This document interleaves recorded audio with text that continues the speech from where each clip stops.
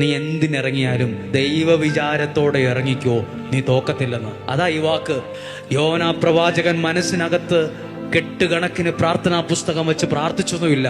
ആ പ്രതിസന്ധിയിൽ ദൈവത്തെ ഒന്ന് ഓർത്തു. അതവനെ എത്തിച്ചത് ദൈവാനുഗ്രഹമുള്ള കരയിലാണ്. യോനാ പ്രവാചകൻ പ്രാർത്ഥിച്ചത് കടലിന്റെ അടിയിലെ മത്സ്യത്തിന്റെ ഉദരത്തിൽ കിടന്ന് പായലുകൾ എന്നെ വലഞ്ഞു, ജലപ്രവാഹം എന്നെ ചുറ്റി വരിഞ്ഞു, എനിക്കിനി ഒന്നും കാണാൻ പറ്റുന്നില്ല, എന്റെ ജീവിതം ഇരുട്ടില്ല, എന്റെ ഭാവി പോയി, എന്റെ പ്രതീക്ഷ പോയി. ഈ അടിത്തട്ടിൽ നിന്ന് സ്വന്തം ബുദ്ധിയിൽ നിനക്ക് കയറാൻ പറ്റില്ലായിരിക്കാം.